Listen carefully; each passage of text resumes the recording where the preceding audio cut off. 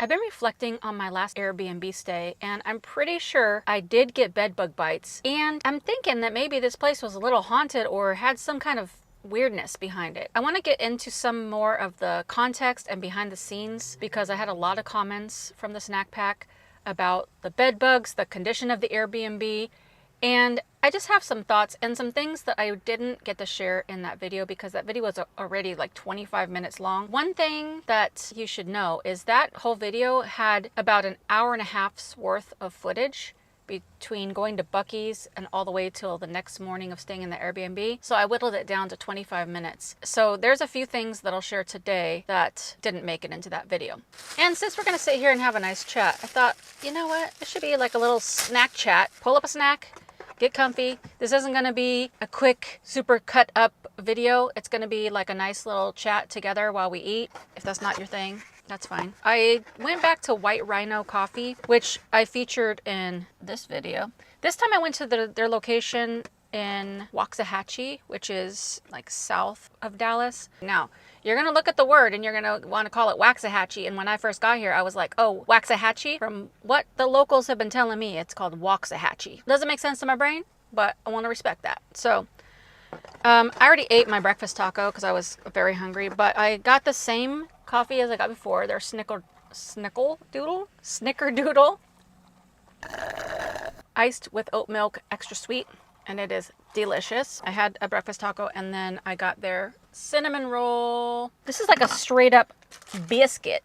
Look at that. Like biscuits and gravy biscuit, but it's a biscuit with the nice frosting, and they warmed it up. I'll cut out all the parts when I'm chewing because even I find it gross. Like when I'm editing and I'm hearing like that sound. No, that's not for me. It is a little less moist than I thought it was gonna be. Cheers. Listen, that is really, really good. Okay, so the biscuit itself, like the roll, when you fork into it, it's not super squishy, but it's very good. That's really good. You know what would be even better on this is some pecans, nuts of some sort, just to give it a little extra texture. I would definitely get it again. 4.5 snack bags. All right, so let's continue with this story. When I was going to book this Airbnb going into Austin, there was only a few pictures. The inside looked really unique, and I liked all the records on the ceiling and all the music memorabilia kind of stuff. So I thought, you know what, this is gonna be kind of cute. So I didn't really mind going 25 minutes outside of the city. But the thing is when I pulled up, I don't know what made it into the video and what didn't because I edited for so long that I'm like, did I leave that in there? Did I not? But when I first pulled in the front yard, which I didn't show the person's front yard because I didn't want to show the address of the main house, but in the front yard was an RV, like an older RV.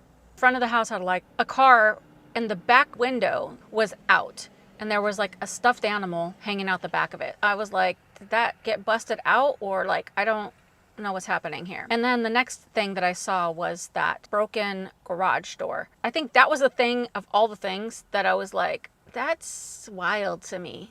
I got to turn this air on. Woo! And when I pulled up into the, like, just straight into the property, I just saw all the yard debris. And, you know, when the first time you go somewhere, your first impression matters. And I try to be gracious and I try not to, like, prejudge anything. There's a lot of variables and scenarios. I have no idea what other people are going through. I don't know, but my first reaction, whoa. Are you listening to this story, but you're not part of the family? Come on now. We're close to 100K snack packers. Join the snack pack family, hit the subscribe button, throw a like on it, and you might as well hit the notification bell while you're at it. My first reaction was the same reaction that most of you snack packers had in the comments. Almost like all the comments was like, oh, heck no, I would not stay there. I would have turned right back around. I would have canceled. I would have left just based on the first impression. And that was my first impression as well. I was like, oh no. I made this little video after I checked in and then I left to go back to Austin to go take a walk through the city. I am gonna be super real right now. I am not excited about going back to that Airbnb. Just the few minutes that I was there to just drop off my luggage, it seemed kind of sketch. Try not to judge a book by its cover, but this cover is ripped, torn, and in disarray. Everything was pretty much run down. I walked in and I was like, not loving this. Definitely not looking forward to going back. So the whole time I was going back and forth mentally, I was like, should I stay there? Should I cancel? Should I try to find something else? Of course, my frugalness got the better of me because I was like, well, at this point, if I cancel, I would still have to pay for the whole thing. And so I was like, I'm not going to waste $90. I think it was like $85 or $90. And then plus I would have to find another place to stay. I mean, I should have did it. I should have done it. Stop with this hair. This hair keeps blowing. So I took my walk around Austin and it was really a cool vibe. Like I would go back to visit again, but would I live there? Probably not. Although they do have that beautiful, like compared to Dallas, there's probably a lot more to do, I would say. All right, I'm full. I'll say that for later. Oh no, I got frosting on my pants. Right. So after I walked around Austin, I was sweaty in all the nooks and crannies of my body. I mean, I was like drenched sweat. First thought was, I don't want to go back to this Airbnb and take a shower in there because there were so many gnats and spiders in that bathroom when I first checked it out. And I was like, I just don't even want to go in that shower. So I was in a conundrum. I was like, I need a shower. Like I cannot go to sleep this sweaty, but I also don't want to take a shower in that. So I was just like sitting there. Here's the deal. I'm in a bit of a pickle. First of all, should have tied my hair up. I don't want to go back to that Airbnb. Something feels a little sketchy to me. I'm trying to be objective, but I'm also trying to listen to my intuition. Not like I feel like something's going to happen, but it just feels, something feels a little bit off. But it's a little bit further out. It's not in the city. It's like it's more rural. It is definitely more run down, and not like in an old-fashioned way, but like things kind of scattered everywhere. I don't like to talk negatively about people, but you know, when you're welcoming people into your space and into your area and someone's never been there before, it can come off like, what the heck. I don't want to get there after dark because at night you might pass it up. You don't really see the sign for the address or anything. So I want to go back there because the sun's going to set soonish, but I also don't want to go back so soon because I don't want to be sitting there for so long. Also, maybe it's not as bad as I'm thinking, but just from the 5 minutes I was there, it doesn't make me want to go back. This is when being cheap and frugal gets me into trouble because I'm like, well, I'm not going to waste $90 that I spent on it and then have to get something else. So lesson learned, stop being cheap. And I should have just paid a little bit more and been in a safer situation. But on the listing, you just can't tell, you know. I thought it was just like a cool Airstream, and I was like, ooh, I've never stayed in an Airstream before, so that would be a cool experience. So it was getting later, and I decided to just go ahead and go back and pray that it wasn't as bad as maybe I thought it was. Like maybe I was just like in a mood, I don't know. So when I went back, I tried to have like an open mind. But off camera, I was like, this is not great. And I always try to think about the flip side. There's my side, the host side, and then there's like a third party, somebody that's impartial to the whole situation. My mind was like, you should, if you're going to have an Airbnb, you should make sure that the property is clean. It doesn't have to be spotless, but welcoming. Like when people drive up, it shouldn't be like scary. And I was nervous. I was like, this seems a little bit off, and it was a little bit out there in the rural sticks, and I was like, listen, I lived on the road, so I'm used to being in like sketchy areas and a little bit take chances, which I'm like, okay. But in this situation, I couldn't just jump into my van and just drive away. I was like in an Airstream. So it did make me unsettled to go back there. And I just kept thinking, like, the person that owns this Airbnb, like, what if they're going through something? What if they're trying to earn more money to pay off their bills, or they have medical issues and they're doing this so that they can do so? I don't know. I have no idea. I don't know this person. I don't know anything about anybody. But I was just thinking, like, maybe they're going through a rough time. Maybe they work a full-time job and they just can't keep up, but they're trying to earn more money. So in my head, I always trying to be like, take the humanitarian route to give people the benefit of the doubt. And sometimes I'm too nice. And I'm like, when is it too nice and when is it not too nice? I don't know if I'll ever get there. I know that people are like, I don't give a F. I'm, you know, after 50, I just didn't even care. And I know there's like people when you're in your 70s, you're like, I don't give a flip about anybody. I don't care about whatever. I don't know if I'll ever get there. I do notice that I don't stress as much about other people, but I still have that thought in my head. I don't know about you. Let me know what you think. But anyways, I stayed there. And so I don't know what time it was, but it was before the sun was up, and I was itchy, and I turned on the bathroom light and I looked, and I had those cluster of bites on my back, and I was itchy all over. And then I was like looking, and all my arms, my shoulders, my butt cheeks, everything was covered in different bites. And I was like, okay, well, maybe I got mosquito bites from walking around in Austin, and that's very possible. But the ones that I was like, these clusters on my back and on my butt, they were clusters of bites. They weren't mosquito bites. So I was like, even if I had mosquito bites, there was still other bites, whether it's spiders, bed bugs, I don't know, whatever kind of bugs there are that does cluster bites. You know, when you stay somewhere else on someone else's bed, the most likely scenario for bites on your body is bed bugs. And like, I really hate to accuse somebody of having that because it could ruin their Airbnb business or a hotel, whatever. But the reality is I would not want other people to go through that because it sucks. Just thinking about it, it's like, it makes me itch.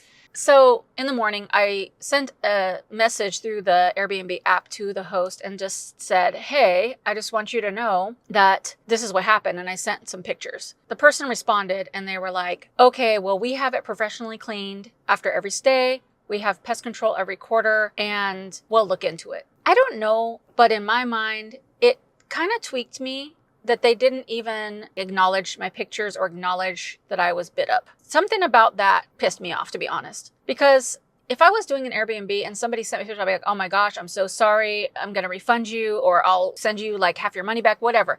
I didn't even ask for money or anything. But I think in that moment, I was like, you just dismissed me, and I don't like that. I called a couple friends and, oh, hold please, there's a train coming.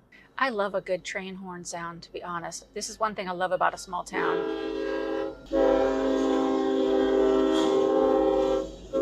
All right, I'll be right back because this is going to be probably a long train. One moment. Why are you parking right next to me? There's like 500 other spots. You got to park right next to me. I don't know why people do that. Like, that is such a pet peeve of mine. Oh, I locked my door. The sun is blaring, closing my moonroof. I was like, am I tripping? Am I just being dramatic? And they're like, if you have cluster bites and the place looks crazy, then I think you should report that to Airbnb. And I was like, oh, I don't want to be that person. And they're like, what person? A person that paid for something and it wasn't very transparent. And I was like, oh. So I went back and forth. And then finally I was like, you know what? I'm going to just like mention it to Airbnb because even though this place had good reviews, it was not very many reviews. So I contacted Airbnb support. I sent them all the pictures of not only my bites, but of the property. And they sent me a message back. They're like, can we call you? And I was like, okay. So I got on the phone with somebody from Airbnb and he was like, well, we do have a guarantee that if there's something unsafe or whatever, then you get your full money back. And I was like, okay, that's fine. I'll take it, of course. And then he's like, but since you already checked out, then we can't offer that to you. And I'm like, I literally just checked out today. Like, I think I had messaged them later in the day. And they're like, yeah, but you already checked out. I'm like, I only stayed for one day. Like, I had to leave at 10 a.m. So, like, I only got the bites a few hours ago. And then I'm just telling you now. And he's like, well, we do have this other thing. It's like arbitration or some other thing, but you have to deal directly with the host. And I'm like, I'm not going to do that. I'm not going to go back and forth with the host and argue and be like, oh, I think you have bed bugs. And they'd be like, we have pest control. And I just don't like, it's an awkward interaction. I'm like, I don't want to do that. Just forget it. Like, I just wanted to report this and let it be known what's happening. And they're like, well, we don't want you to be dissatisfied. And I'm like, I mean, to be honest, this has kind of been a weird situation. Then the guy was like, hold on one moment. And he comes back and he's like, I just talked to my supervisor and they're like, we're going to go ahead and cover the cost to refund you. And I said, okay, so are me and the host going to be able to send a review of each other? Because to me, my reviews are important. I have like 43, something around there stays, Airbnb stays. And I have like 33 or 34 like really good reviews as a guest. So that's been really important to me. And I was like, since I reported these bug bites to the host, I don't want them to be like, oh, she's just making stuff up, being difficult or whatever. So I was like, is that person going to still be able to write a review on me? And they're like, yes. And I was like, okay, that's fine. But what if that person writes a negative review about me? Because I know I'm a great guest. I always clean up better than when I left it. They're like, yeah, but if that person leaves you a negative review, we will just call us and we'll remove it. So I was like, okay, cool. So then they were like, we'll go ahead and refund you. And I said, well, is that person going to know? And they're like, no. Airbnb is going to refund you directly.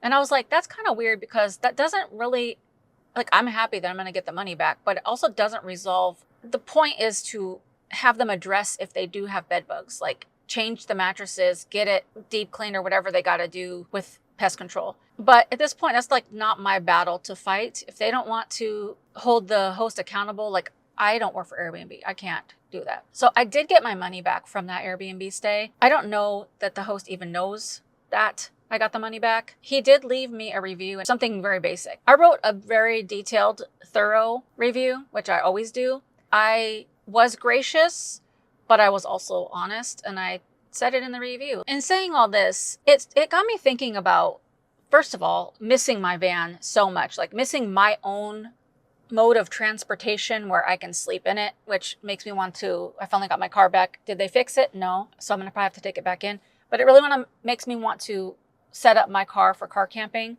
because this is my area, my stuff, and I'm not going to like get bed bugs. It's like, I'm going to keep it fresh and stuff. So I do think about that. And then in terms of staying with Airbnbs, I'm just like, I've loved Airbnb all this time, and I don't want to penalize Airbnb as a company or all these other Airbnb hosts that really pride themselves on getting a nice situation, like a nice, clean, safe experience. But it kind of soured me because I need the pictures to be accurate. I need the listing to be very clear. When strangers going to a strange place, you want to know as much as possible. It's made me rethink about staying in Airbnbs, but also hotels are like really not even that much better, because they could also have bed bugs. You got many more people staying in and out, in and out. You never know what condition people are in when they come with their luggage and stuff like that. They might be dragging all kinds of stuff in with them. But it does spur me on to get my car ready for car camping, because then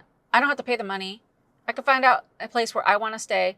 And if I feel unsafe, I could just jump in this front seat and just leave. I'm not saying car camping or van life is the end all be all, but going through this experience, it has renewed my thoughts about how convenient it is to have a mobile home on wheels. So I'm going to really try to get my car together here. What's been your experience with Airbnb? Do you love it? Do you hate it? Have you had good experience, bad experience?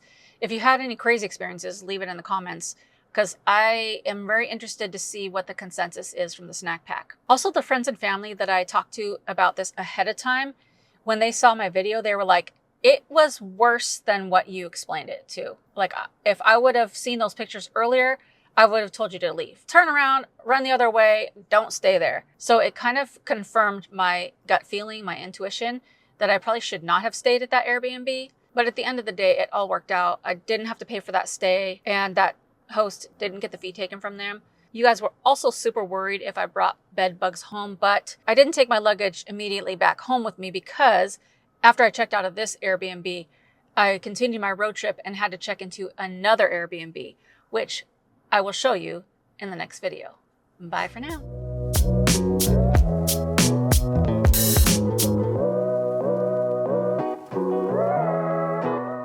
The resulting Airbnb, what? That doesn't make sense. Just post that. So when you're editing, part of the snack pack? No. Now, does it really matter if there was what am I trying to say here? Whoa. Now, does it really matter where car camping and nomad, what? So when I checked, become part of the snack bag. Become part of this, no. Have you, what's your, a lot of you, snack time.